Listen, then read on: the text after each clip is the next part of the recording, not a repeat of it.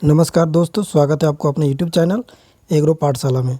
दोस्तों, आज की इस वीडियो में हम देखेंगे कि बहार ट्रीटमेंट होता क्या है और कितने प्रकार के बहार ट्रीटमेंट होता है और बहार ट्रीटमेंट कौन कौन सी स्पेसिफिक क्रॉप में करते हैं।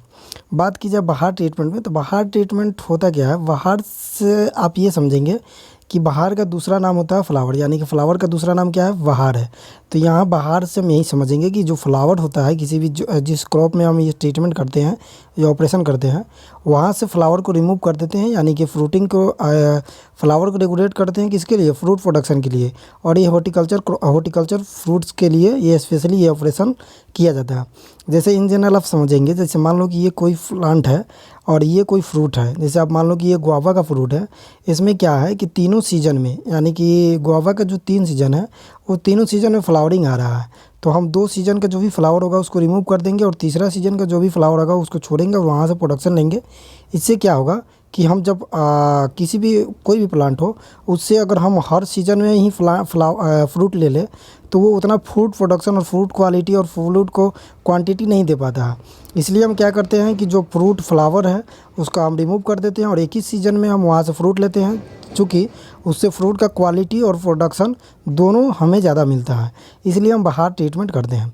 जैसे अगर हम बात की जाए कि बहार ट्रीटमेंट कौन कौन सी फ्रूट में करते हैं, तो ये तो हॉर्टिकल्चर प्रैक्टिस है और इसमें हम फ्लावर एंड फ्रूट साइकिल को कंट्रोल करते हैं।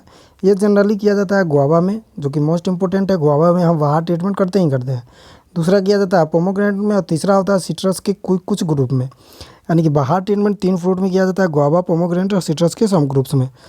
अब थोड़ा सा डिफिनेशन की तरफ अगर हम बात करें तो बहार ट्रीटमेंट डिफिनेशन से देख लेते हैं कि बहार treatment also known as the crop regulate, यानी कि एक ऐसा ट्रीटमेंट है जो क्रॉप को रेगुलेट करता है। ये इज अ हॉर्टिकल्चर प्रैक्टिस, ये हॉर्टिकल्चर प्रैक्टिस है use to control flowering and the fruit cycle of the fruit tree. यानी कि फ्रूट ट्री में fruit cycle and fruit flowering को हम कंट्रोल करते हैं, फ्लावर को रिमूव करते हैं। यानी कि हर सीज़न में हम फ्लावर को मतलब प्रोडक्शन वहाँ से नहीं लेते हैं। इसलिए नहीं लेते हैं कि चूँकि हर सीज़न में जब प्रोडक्शन ले लेंगे तो प्रोडक्शन कहीं ना कहीं हमारा क्वालिटी पे इफेक्ट पड़ेगा और क्वांटिटी पे इफेक्ट पड़ेगा। इसलिए हम क्या करते हैं कि बहार ट्रीटमेंट करते हैं। अब आइए जानते हैं कि बहार ट्रीटमेंट कितने प्रकार का होता है और कौन कौन सीजन में कौन सी बहार होता है। देखिए, टाइप ऑफ बहार सिस्टम की अगर हम बात करें, बहार ट्रीटमेंट की बात करें, देखिए ये 3 प्रकार का होता है बहार ट्रीटमेंट। पहला होता है अम्बे बहार, उसके बाद होता है मिर्ग बहार, उसके बाद होता है हस्त बहार। आप सीक्वेंस अगर याद आपको ना हो तो आप इस तरह याद कर लेंगे कि जो अम्बे बहार है वो पहले आता है, यानी कि ए पहला आता है। अगर हम बात करें ABCD में तो ए पहला आता है। तो आप ये सीक्वेंस याद करेंगे कि ए जो है वो अम्बे बहार है, एम जो है मिर्ग बहार है, मिर्ग एम फॉर मीडियम याद कर लेंगे, और हस्त जो होता है वो लास्ट बहार है। जब आप 2 याद हो जाएगा तो डेफिनेटली तीसरा आपको याद ही रहेगा। तो अम्बे बहार जो पहला ए कैपिटल है, यानी कि ए पहले आता है। मिर्ग बहार, मिर्ग एम फॉर मीडियम होता है तो मीडियम यानी कि बीच में ही आता है, और हस्त बहार सबसे लास्ट में आता है। अब यहाँ से क्वेश्चन क्या बनता है कि कौन सा बहार किस मंथ में फ्लावरिंग देता है और फ्रूटिंग कब देता है। देखिए, अगर फ्लावरिंग की बात करें तो जिस सीजन में भी बहार फ्लावरिंग देगा उसके 4 से 5 मंथ के बाद फ्रूटिंग देगा। जैसे मान लो कि कोई हॉर्टिकल्चर फ्रूट है, उसमें फ्लावरिंग अगर मार्च अप्रैल में, यानी कि मार्च में आ गया, फरवरी और मार्च में आ गया, तो उसका फ्रूटिंग सीज़न कब होगा? जून जुलाई में होगा, यानी कि जुलाई अगस्त में होगा। अप्रॉक्सीमेटली अगर बात करें तो 4 से 5 मंथ के बीच में ये फ्रूटिंग आ जाता है फ्लावरिंग के बाद। तो आइए सीक्वेंस से समझते हैं कि कौन सा किस में देते हैं हम। देखिए, बात की जाए अम्बे बहार का, तो अम्बे बहार का जो भी फ्लावरिंग सीज़न होता है ये होता है फरवरी मार्च, यानी कि और मार्च में, फरवरी और मार्च में अम्बे बहार आता है। लेकिन उसका फ्रूटिंग सीज़न आपको बताया हमने कि 5 मंथ बाद, यानी कि 4 मंथ से 5 मंथ के बीच में उसका फ्रूटिंग सीज़न आ जाता है। तो ये क्या होता है कि जून जुलाई में, अब फरवरी और मार्च से जोड़ लीजिए, और 4 से 5 मंथ लगता है इसके फ्रूटिंग में, फ्लावरिंग से, तो जून जुलाई में आता है। वहीं अगर मिर्ग बहार की अगर बात किया जाए तो ये जून जुलाई में आता है, यानी कि फ्लावरिंग आता है, फ्लावर्स आता है जून जुलाई में, और ये अपना फ्रूटिंग करता है कब? नवंबर दिसंबर में। वहीं हस्त बहार की अगर बात किया जाए तो हस्त बहार अक्टूबर नवंबर में आता है, और वहीं सबसे ज़्यादा मतलब ये फ्रूटिंग करता है मार्च अप्रैल में। ये सीक्वेंस आप याद रखेंगे और मंथली वाइज याद रख लेंगे। आप इतना भी याद रख लेंगे कि किस सीज़न में बहार आ रहा है, तो वहाँ से 4 मंथ के बाद फ्रूटिंग आ जाएगा, 4 से 5 मंथ, तो वो सीज़न आप कैलकुलेट कर लेंगे। तो ये वाला पार्ट आपको बहुत इंपॉर्टेंट है, यहाँ से मंथली पूछा जाता है कि कौन सा बहार किस में आता है। अब देखिए, बहार ट्रीटमेंट कैसे करते हैं। जैसे हमने तो पढ़ लिया कि बहार क्या होता है और बहार को रिलेट कर लिया फ्लावर से, यानी कि जो बहार होता है वो किसी क्रॉप का, यानी कि स्पेसिफिक ऐसे फ्रूट का फ्लावर्स जिसको हम ट्रीटमेंट करते हैं उसी को बोलते हैं बहार ट्रीटमेंट। अब ट्रीटमेंट का मतलब हुआ कि इसका उपचार कैसे करते हैं। तो उपचार करने के लिए हम क्या करेंगे, 2 मंथ पहले ही इरिगेशन को बंद कर देंगे। जैसे मान लो कि हमने बताया कि आपको अम्बे बहार जो है ये मार्च में आ रहा है, तो फरवरी मार्च से क्या करेंगे, दिसंबर जनवरी तक इसका आती बंद कर देंगे, यानी कि वहाँ उसमें इरिगेशन थोड़ा सा भी नहीं देंगे। यानी कि इरिगेशन स्टॉप बिफोर 2 मंथ कम फ्लावर्स, यानी कि फ्लावर आने के 2 महीना पहले हम इरिगेशन बंद कर देते हैं। और ये एक अल्टरनेट ट्रीटमेंट है, यानी कि आप इरिगेशन बंद कर देंगे तो डेफिनेटली उसमें फ्लावर आएगा ही नहीं आएगा। तो ये सबसे पहला चीज़ होता है कि हम इरिगेशन को स्टॉप कर देते हैं 2 मंथ पहले, फ्लावर आने से पहले।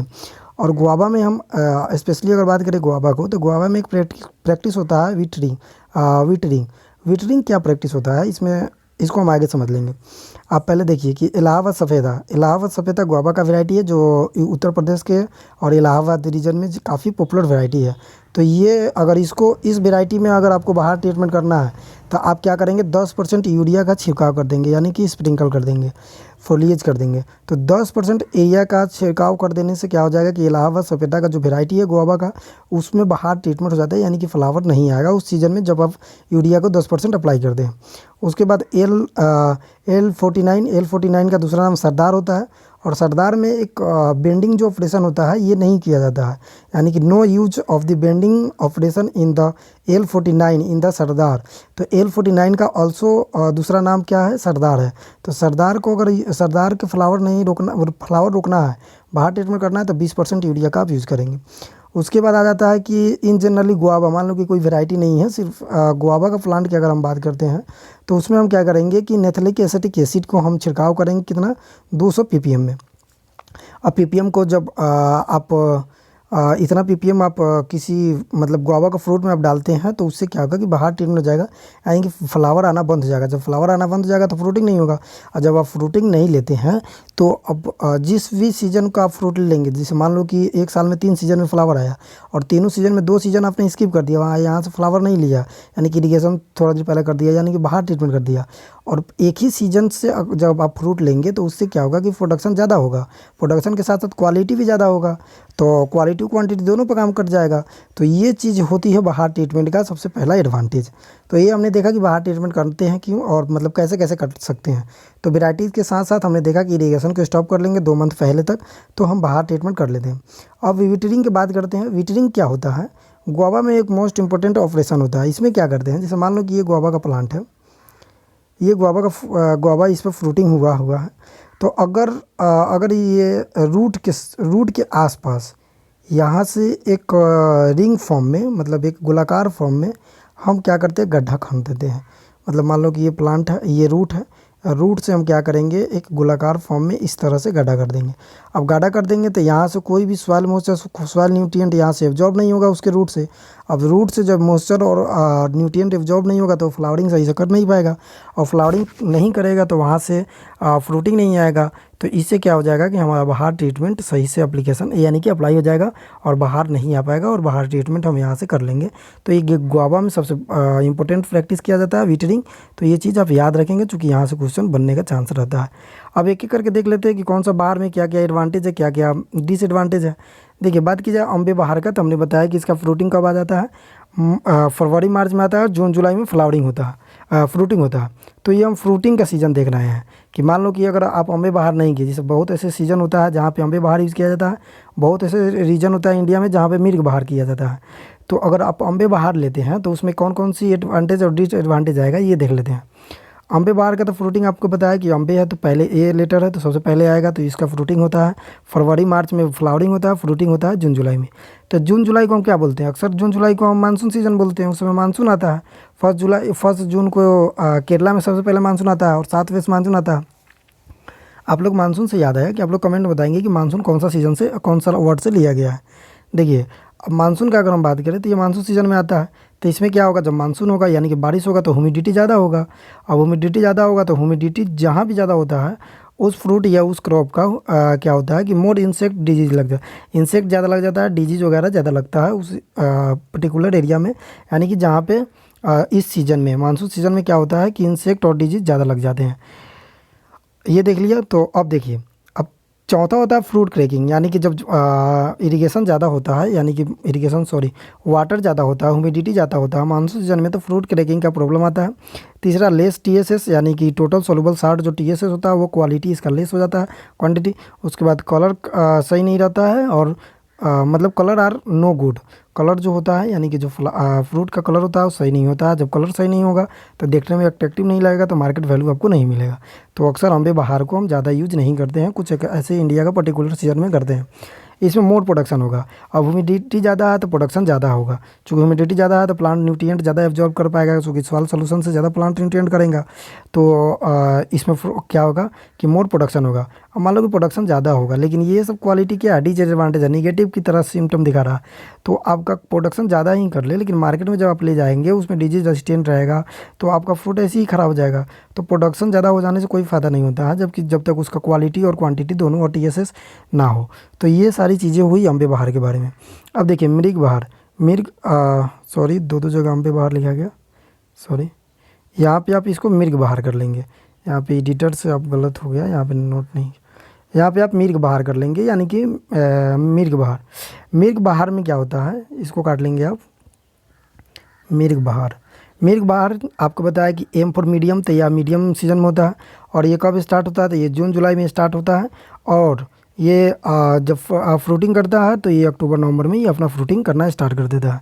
तो अगर हम बात करें तो देखिए इसका फ्रूट क्वालिटी सही होता है, यानी कि इसमें जो भी क्वालिटी होगा फ्रूट का वो सही होगा।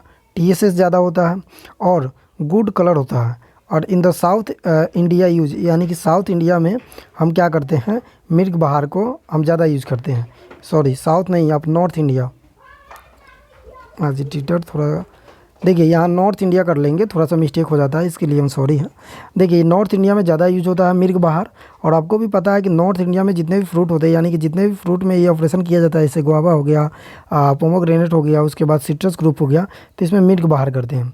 और मृग बहार कब करते हैं, तो जून जुलाई में इसका फ्लावरिंग आता है, उसके 4 से 5 मंथ आप ऐड कर लेंगे, और उस सीज़न में क्या करता है, फ्रूटिंग आता है। और सबसे ज़्यादा एक्सपोर्ट होने वाला यही बहार है, यानी कि इस बहार में जो भी हम फ्रूट लेते हैं, यानी कि ये जो सीज़न में जो भी फ्रूट लेते हैं इसमें ज़्यादा एक्सपोर्ट होता है फ्रूट का। अब तीसरा देख लेते हैं लास्ट वाला, हस्त बहार क्या होता है। हस्त बहार आपको दो याद है, यानी कि ए फोर जो सबसे पहले आता है, ये यानी कि पहले आता है तो उसको अम्बे बहार कहेंगे। एम फोर मीडियम यानी कि बीच में आता है उसे मृग बहार कहेंगे। इसमें क्या होता है कि जो हस्त बहार होता है वो टोटली डिपेंड होता है इरिगेशन पे, यानी कि इरिगेशन फैसिलिटी पे वो अपना डिपेंड करेगा कि आप इरिगेशन कितना दे रहे हो, उस बेसिस पे वो अपना हस्त बहार आइडेंटिटी शो करेगा। उसमें क्या होता है कि मोर टीएसएस सही होता है, उसके बाद गुड कलर होता है, लेस प्रोडक्शन होता है। इसमें प्रोडक्शन हालांकि सही नहीं होता है, और मोर मार्केट वैल्यू भी ज़्यादा होता है। अब कम प्रोडक्शन हो रहा है, क्वालिटी सब सही है, तो जाहिर सी बात है, ऑब्वियस सी बात है कि मोर मार्केट वैल्यू ज़्यादा होगा। तो इसलिए इस वीडियो के माध्यम से हमने देखा कि कौन कौन सी बहार होते हैं, बहार ट्रीटमेंट कैसे करते हैं, बहार ट्रीटमेंट करने से कौन कौन सी एडवांटेज और डिसएडवांटेज हमको देखने को मिलता है अक्सर। तो देखिए अगर आपसे पूछ दिया जाए इन जनरल कि कौन सा बहार सबसे ज़्यादा यूज किया जाता है, मतलब सबसे ज़्यादा लिया जाता है, तो सबसे ज़्यादा अगर हम बात करें तो वो मृग बहार हम ज़्यादा लेते हैं। यानी कि मृग बहार में क्या होता है कि उसमें प्रोडक्शन ज़्यादा होता है, क्वालिटी भी सही, प्रोडक्शन कम होता है, क्वालिटी सही होता है, क्वांटिटी सही होता है, टीएसएस सारा चीज़ सही होता है। अब मान लो कि कोई ऐसा फ्रूट है जो प्रोडक्शन ज़्यादा देता हो, लेकिन उसका क्वालिटी टीएसएस कलर वगैरह सब चीज़ निगेटिविटी में जाता है, तो वो प्रोडक्शन ज़्यादा लेने से भी कोई एडवांटेज नहीं है, कोई फ़ायदा नहीं है। इसलिए हम सबसे ज़्यादा मृग बहार करते हैं। आपके लिए एक लास्ट क्वेश्चन रहेगा जो आप कमेंट बॉक्स में डालेंगे कि हस्त बहार कहाँ किया जाता है, मतलब कौन सा रीजन में किया जाता है इंडिया के, और कब करते हैं। हालांकि हमने ये वीडियो अगर आप ध्यान से देखे होंगे तो वहाँ पे बताया कि कब कब कौन सी बहार करते हैं। तो आप लोग कमेंट में ज़रूर बताइएगा। मिलते हैं फिर नए वीडियो में नए एनर्जी के साथ और सेम यूट्यूब चैनल पे। और आप लोग थोड़ा सा प्यार दिखाइए और अपने चैनल को सब्सक्राइब कीजिए अगर नहीं किया है तो, और आपको लगता है कि थोड़ा सा भी इन्फॉर्मेटिव है तो आप शेयर ज़रूर करें। धन्यवाद।